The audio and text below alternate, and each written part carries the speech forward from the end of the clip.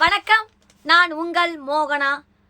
செவ்வாய்க்கிழமை 19/8/2025. வாங்க தினத்தந்தி சினிமா செய்திக்குள்ள போகலாம். வாராண்டி சொல்ல முடியாது, நான் இதயங்களை சரி செய்யும் மெக்கானிக் நமா நடேஷ். இதை பாருங்க.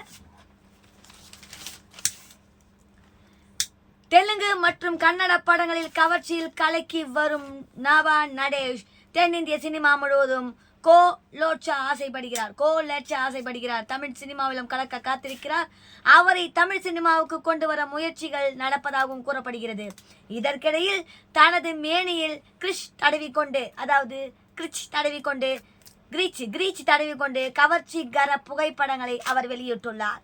கார்களின் பின்னணியில் மெக்கானிக் போல காணப்படும் தனது புகைப்படங்களுடன் உங்கள் இதயங்களை சரி செய்யும் மெக்கானிக் நான், ஆனால் மன்னிக்கவும், வாராண்டி சொல்ல முடியாது என்று வார்த்தைகளையும் பதிவிட்டுள்ளார். இதையடுத்து கண்டபடி கமெண்ட்களை ரசிகர்கள் அள்ளி வீச சத்தமின்றி அதை படித்து சிரித்து வருகிறாராம் நவா நடேஷ். தியேட்டர்களில் விருப்பம் போல் காட்சிகளை ஒதுக்குவதா? ஆர்வி உதயகுமார் அவர்கள் கேள்வி. இங்க பாருங்க, ஆர்வி உதயகுமார் அண்ணன் பொண்ணுமணிலாம் எடுத்திருக்காங்கல்ல, அவர் தான் ஆர்வி உதயகுமார் அவர்கள். பாருங்க. கௌரி சங்கர் ரவிச்சந்திரன் அவர்கள், ஆனந்த் பொன்னுசாமி அவர்கள் தயாரித்து எஸ் முருகராக இயக்கியுள்ள புதிய படம் முருகராஸ் இயக்கியுள்ள புதிய படம் கடுக்கா. விஜய், கௌரிஷ், ஸ்மேகா, அதர்ஸ், மதிகாந்த், மஞ்சுநாதன், மணிமேகலை, சுதா உள்ளிட்டோர் நடித்துள்ள இந்த படம் விரைவில் வெளியாகிறது. சென்னையில் நடந்த படவிழாவில் டைரக்டர் ஆர்வி உதயகுமார் அவர்கள் கலந்து கொண்டார். அவர் பேசுகையில், சினிமாவில் சரி செய்ய வேண்டிய விஷயங்கள் நிறைய இருக்கின்றன. தியேட்டர்களில் இஷ்டத்துக்கு காட்சிகளை ஒதுக்குகிறார்கள். எந்த காட்சியில் என்ன படம் ஓடுகிறது என்பது தெரியவில்லை. முன்பெல்லாம் ரஜினி சார் படம் 100 தியேட்டர்களில் வெளியானால் கூட அடுத்து பல படங்கள் வெளியாக தியேட்டர்களால் தயாராக இருக்கும். ஆனால் இப்போது ஒரே படத்தை எல்லா தியேட்டரிலும் போட்டு வசூலை அல்ல நினைத்து மற்ற படங்களை ஓட விடாமல் செய்து விடுகிறார்கள். சிறிய படங்களுக்கு குறைந்தபட்சம் ஒரு வாரத்துக்கு 4 காட்சிகளை ஒதுக்க வேண்டும். இதை தயாரிப்பாளர் சங்கங்கள் உறுதி செய்ய வேண்டும் என்றார். இயக்குனர் பேரரசு பேசுகையில், சினிமாவில் இருப்பவர்களே சினிமா நன்றாக இருக்க வேண்டும் என்று நினைப்பதில்லை என்று குறிப்பிட்டார். கரெக்டுங்க. சினிமாவில் நடிக்கிறவங்களே சினிமாக்காரர்கள் நல்லா இருக்கக்கூடாதுன்னு நினைக்கிறாங்க. ஆனால் ரஜினிகாந்த் அவர்கள் எல்லோரும் நல்லா இருக்கணும், நல்லா வாழணும், நம்மளுடைய ரசிகர்கள் நல்லபடியாக இருக்கணும் அப்படின்னு சொல்லி அவர் எப்பவுமே நமக்கு என்ன வேலையோ அதை பண்ணிட்டு சைலண்டாக போயிடுவார். ஆனால் அவர் செய்கிற உதவி யாருக்குமே தெரியாது.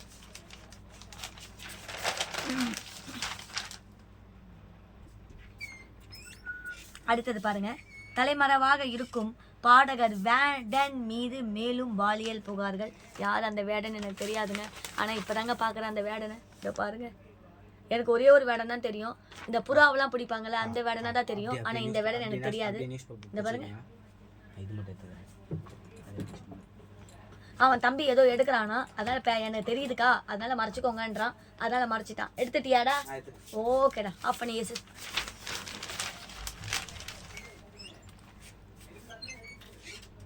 யூடியூபில் ராப் பாடல்கள் வெளியிட்டு பிரபலமானவர் வேடன். இவரது முழு பெயர் ஈரன் தாஸ் முரளியாகும். தற்போது முன்னணி நடிகர்களின் படங்களில் பணியாற்றியும் வருகிறார். வேடன் மீது கொச்சி திருநாக்கார காவல் நிலையத்தில் இளம்பெண் டாக்டர் ஒருவர் பாலியல் வன்கொடுமை புகார் கொடுத்துள்ளார். திருமணம் செய்து கொள்வதாக வாக்குறுதி அளித்த தன்னை பாலியல் வன்கொடுமை செய்ததாக புகாரில் அந்த பெண் குறிப்பிட்டிருந்தார். இந்த புகாரின் பேரில் கொச்சி திருக்காக்கர போலீசார் வேடன் மீது வழக்கு பதிவு செய்தனர். இந்த வழக்கில் வேடன் தலைமறைவாக இருக்கும் நிலையிலும் மேலும் 2 பெண்கள் அவர் மீது பாலியல் புகார் கொடுத்துள்ளனர். இதை குறித்து ஆராய்ச்சி செய்வதாக கூறி கொச்சிக்கு வரவழைத்து வேடன் பாலியல் பலாத்காரம் செய்ததாக ஒருவர், வேடன் இசை நிகழ்ச்சியில் ஈர்க்கப்பட்ட தன்னை பாலியல் ரீதியாக பயன்படுத்தி கொண்டதாக மற்றொருவர் புகார் தெரிவித்திருக்கிறார்கள். இது மலையாள திரையுலகில் பரபரப்பை ஏற்படுத்தியுள்ளது. எனக்கு பாலியல்னா என்னன்னு தெரியாது. என்னெல்லாம் கோத்து கீத்த ஊட்டுறா போறீங்க. நான் நியூஸ் வாசிக்கிறேன்னு. நான் சின்ன யூகேஜி குழந்தை.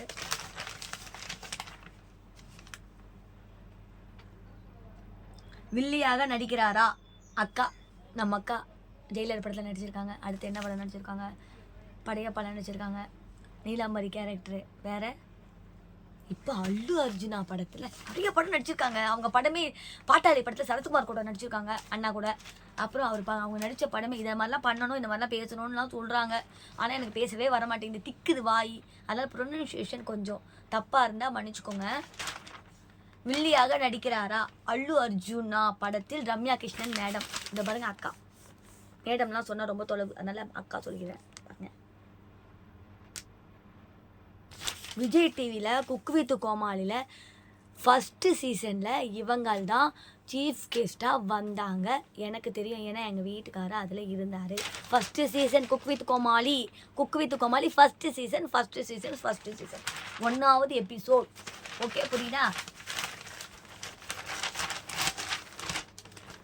ராஜா ராணி, தெரி, மெர்சல், பிகில் என தமிழ் படங்களில் தொடர் வெற்றி படங்களை கொடுத்த அட்லி பாலிவுட் சினிமாவிலும் அசத்தினார். ஷாருக் கான் நயன்தாரா கூட்டணியில் அவர் இயக்கிய ஜவான் படம் ரூபாய் 1000 கோடியை தாண்டி வரும் வசூல் குவித்து சாதனை படைத்தது. அட்லி தற்போது அல்லு அர்ஜுனா, தீபிகா படுகோன் நடிப்பில் புதிய படத்தை இயக்கி வருகிறார். இதில் முக்கியமான கதாபாத்திரத்தில் நடிக்க ரம்யா கிருஷ்ணன் அவர்கள் ஒப்பந்தம் பண்ணி இருக்கிறார். படத்தில் இவர் வில்லி கதாபாத்திரத்தில் நடிக்கலாம் என்று எதிர்பார்க்கப்படுகிறது. அதிகாரப்பூர்வமான அறிவிப்பு விரைவில் வெளியாகிறது. இவங்க அண்ணாத்த படத்தில் நடிச்சிருக்காங்க. அண்ணாத்த படத்தில் இவங்க இல்லை, அண்ணாத்த படத்தில் குஷ்பு அக்காவும் மீனா அக்காவும் தான் நடிச்சிருக்காங்க. இவங்கள போய் கோத்து விட்றான். அதில் எனக்கு ஓய்வே கிடையாது. யார் சொல்கிறாங்க தெரியுமா? ஷாருக் கான் அண்ணன் சொல்கிறார். பாருங்கள் அவர்கள் படத்தை. பாலிவுட் சினிமாவின் சூப்பர் ஸ்டார்களில் ஒருவரான ஷாருக் கான் தமிழ் சூப்பர் ஸ்டார் ரஜினிகாந்த். இவர் எதில்? பாலிவுட் சினிமாவின் சூப்பர் ஸ்டார் காட்சிகளில் ஒருவராக, அதாவது சூப்பர் ஸ்டார்களில் ஒருவராக, நல்லா பாருங்க, சூப்பர் ஸ்டார்களில் ஒருவராக இருக்கும் ஷாருக் கான் அவர்கள் இதுவரை 100க்கும் மேற்பட்ட படங்களில் நடித்திருக்கிறார். நல்லா தெளிவாக கேட்டுக்கோங்க. பாலிவுட் சினிமாவில் சூப்பர் ஸ்டார் காட்சிகளில் ஒருவராக ஷாருக் கான் அவர்கள் இதுவரை 100க்கும் மேற்பட்ட படங்களில் நடித்திருக்கிறார். 2023ஆம் ஆண்டில் நடித்த ஜவான் படத்துக்காக ஷாருக் கான் அவர்களுக்கு சிறந்த நடிகருக்கான தேசிய விருது சமீபத்தில் அறிவிக்கப்பட்டது.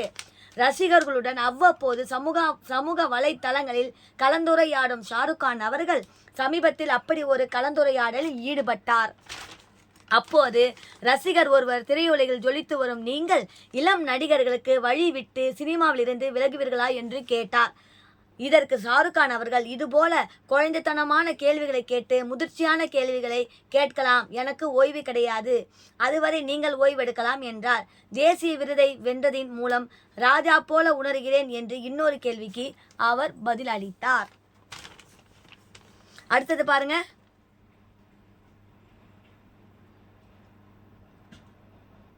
ரோஜாக்கா வீட்டுக்காரு ஆர்கே செல்வமணி அவர்கள் வீரப்பன் போட்டோவும் இருக்கு.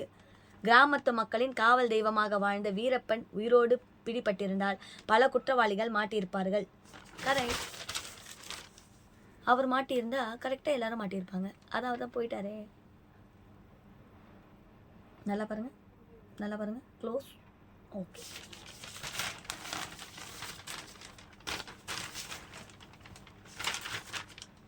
ஆர்கே செல்வமணி அவர்கள் இயக்கத்தில் விஜயகாந்த் அண்ணா நடித்த கேப்டன் பிரபாகரன் படம் 1991ஆம் ஆண்டு வெளியாகி வெற்றி பெற்றது. சரத்குமார் அவர்கள், ரூபினி அவர்கள், ரம்யா கிருஷ்ணன் அவர்கள் நடித்திருந்த இப்படம் விஜயகாந்த் அவர்கள் பிறந்த நாளையொட்டி டிஜிட்டல் வடிவில் மீண்டும் வருகிற 22ஆம் தேதி ரிலீஸ் செய்யப்பட இருக்கிறது. இந்நிலையில் கேப்டன் பிரபாகரன் படம் குறித்த நிலைகளை ஆர்கே செல்வமணி பகிர்ந்துள்ளார். அவர் கூறியதாவது, இந்த படத்துக்காக நான் வீரப்பனை நேரடியாக சந்தித்து பேசினேன். அவரிடம் உள்ள நோக்கும் திறன் என்னை வியக்க வைத்தது. தூரத்தில் மனித நடமாட்டம் இருந்தாலும் பறவை விலங்குகளின் நடவடிக்கை மூலமாக அதை அறிவார். சுய ஒழுக்கத்தில் உச்சமாக இருந்தார். காவல் தெய்வமாக கிராமத்து மக்களை பாதுகாத்தார். தன் ஆட்களாக இருந்தாலும் கிராமத்து பெண்களை காதலித்தவர்களை தண்டித்துள்ளார். அதான் இவர் காதலிக்கிறவங்களெல்லாம் அந்த மாதிரிலாம் பண்ணக்கூடாது அப்படின்லாம் சொல்லி இவர் தண்டிச்சிருக்காராம். அது முளையிலேயே அது கிள்ளிடணும்ல. அப்புறமா நிறைய ஆசைலாம் வளர்த்துட்டா அது எப்படின்னு சொல்லிட்டு ஐயா வீரப்பன் அது மாதிரி பண்ணியிருக்காங்க. வீரப்பன் அவர்கள் சுமார் 30,000 சந்தன மரங்களை வெட்டியுள்ளார். ஏறக்குறைய 15,000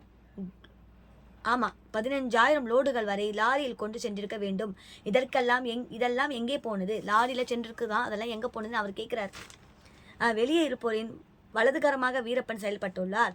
அவரை இயக்கிய மூளை வெளியேத்தான் இருந்துள்ளது. எந்த பெண்ணையும் வீரப்பன் தொட்டது கிடையாது. கெட்டவனாக இருந்திருந்தால் வீரப்பனின் நல்ல குணத்தை வெளிக்காட்ட வேண்டும் என்ற எண்ணத்தில் நான் கேப்டன் பிரபாகரன் படத்தில் மன்சூர் அலிகான் கதாபாத்திரத்தை பார்த்து நான் வடிவமைத்தேன். வீரப்பன் உயிருடன் பிடிபட்டிருந்தால் பல குற்றவாளிகள் மாட்டியிருப்பார்கள்.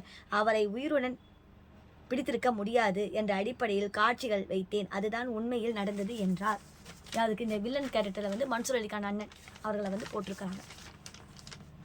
அடுத்தது பாருங்க, ஹாலிவுட் பட வாய்ப்பை நிராகரித்த பகத் பாசில்.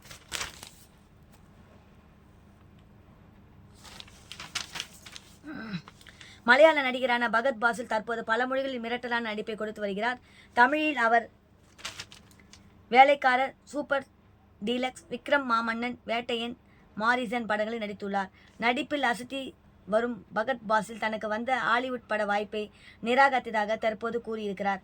அவர் கூறுகையில் தி ரெவலண்ட், பேட்மேன் போன்ற படங்களை இயக்கிய அலஜென்ட்ரோ கோன்லார்ச் இன்னரைட் டைரக்டர் செய்யும். ப்ரொனன்சியேஷன் சரியாக வரலை, கொஞ்சம் அப்படி வேட்ஸுங்க கொஞ்சம் இதுவாக இருக்குது, அதனால் நான் பேப்பர் காமிக்கிறேன். டைரக்ட் செய்யும் புதிய படங்களில் நடிக்க எனக்கு அழைப்பு வந்தது. எனக்கு இல்லை, அங்கே வந்திருக்கான். இதற்காக அமெரிக்காவில் தங்கி 4 மாதங்களில் அங்கு இருப்பவர்களுடன் பேசி பழக வேண்டும் என்று கேட்டனர். ஆனால் அதற்கு சம்பளம் கொடுக்க முடியாது என்று சொல்லிவிட்டார்கள். எனவே இதற்கு எவ்வளவு மெனக்கெட வேண்டுமோ என சொல்லி அந்த வாய்ப்பை வேண்டாம் என நிராகரித்து விட்டேன் என்று குறிப்பிட்டார்.